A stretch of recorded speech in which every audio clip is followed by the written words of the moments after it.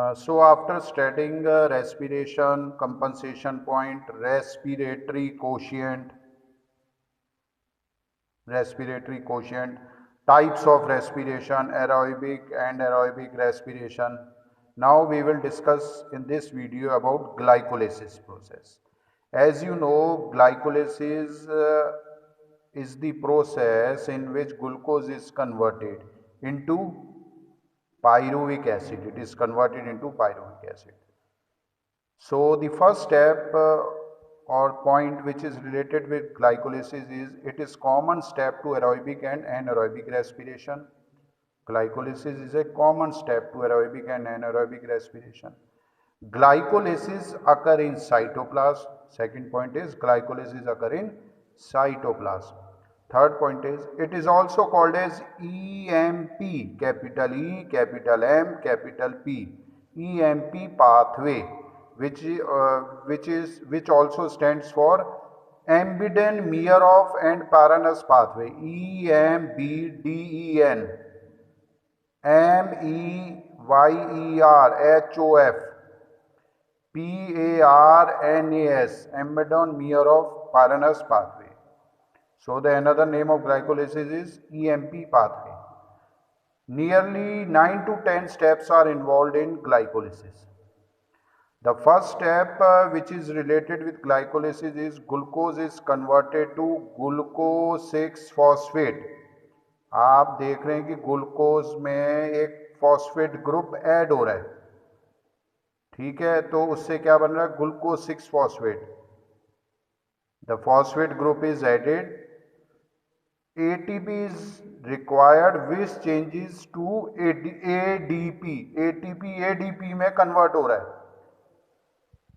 The enzyme which is responsible for this step or for the conversion of glucose to glucose 6 phosphate is phosphorylase, या उसका enzyme का दूसरा नाम क्या है, hexokinase. It is also called as hexokinase. तो मैंने एक रिएक्शन लिख दिया, glucose converted to glucose 6 phosphate, enzyme का नाम ऊपर लिख दिया है. एक आप जब ये रिएक्शन लिखें तब आप याद रखें कि ATP ADP ये कन्वर्जन में जो एरो फोकस हो रहा है वो ADP की तरफ, मतलब ATP ADP में चेंज हो रहा है. In the second step glucose 6 phosphate is converted to fructose 6 phosphate. Second step में क्या है, ग्लूकोज 6 फॉस्फेट फ्रक्टोज 6 फॉस्फेट में कन्वर्ट हो रहा है. So one hexose sugar is converted into another hexose sugar. Enzyme which is responsible for this conversion is isomerase enzyme, ISOMERASE, isomerase enzyme. So next, in the third step phosphate group is again added. याद रखें पहले step में phosphate group add हो रहा है, ATP का हम use कर रहे हैं, ठीक है. थर्ड स्टेप में भी यही चीज हो रही है, फॉस्फेट ग्रुप इज एडेड. तो फॉस्फेट ग्रुप जब ऐड होगा तो क्या होगा,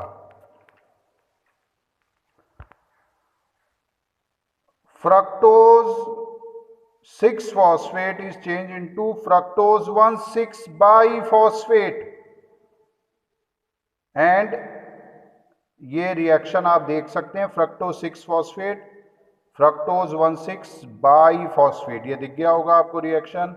एंजाइम यूज्ड इज फॉस्फोराइलेज और कन्वर्जन आप दिखाएंगे, ATP फॉस्फेट ग्रुप यूज हो रहा है, ADP कन्वर्जन दिख गया. मतलब फॉस्फेट ग्रुप एक तो पहले स्टेप में ऐड हो रहा है और एक थर्ड स्टेप में. Next step is fourth step. In this step the enzyme aldolase, I have underline the enzyme aldolase changes fructose 1,6 biphosphate into dihydroxy acetone phosphate and glyceraldehyde 3-phosphate. In short, you can write as DHAP, D for dog, DHAP, H for horse, AP, DHAP, dihydroxy acetone phosphate, 3 carbon compound, glycerol, glyceraldehyde 3 phosphate.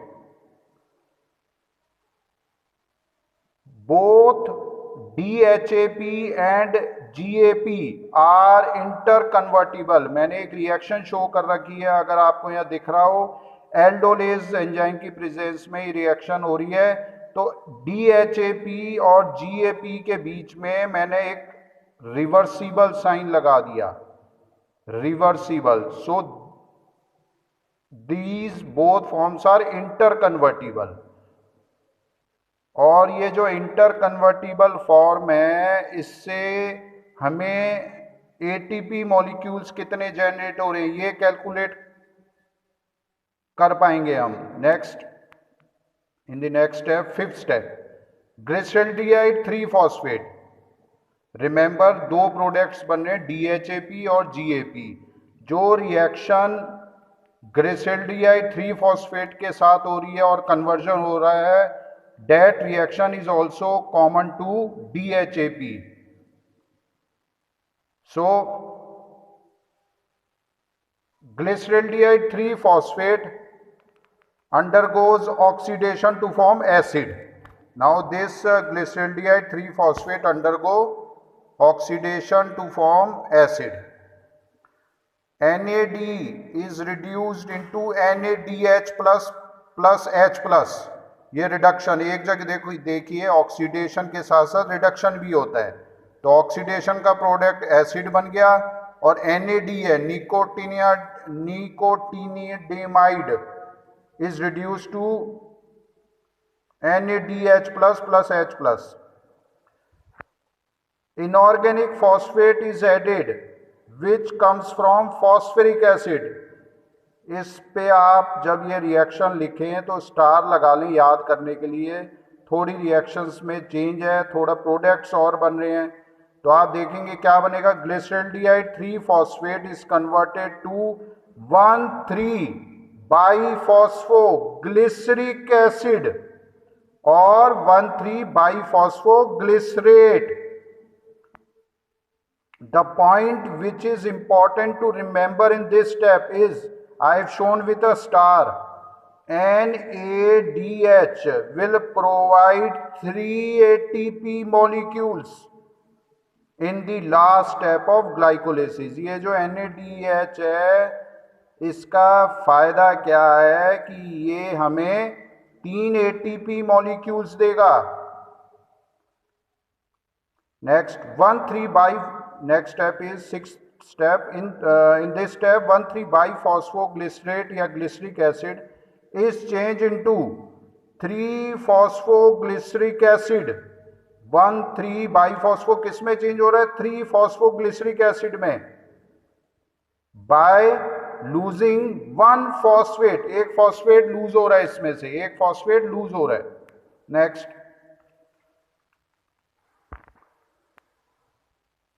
ADP is changed to ATP.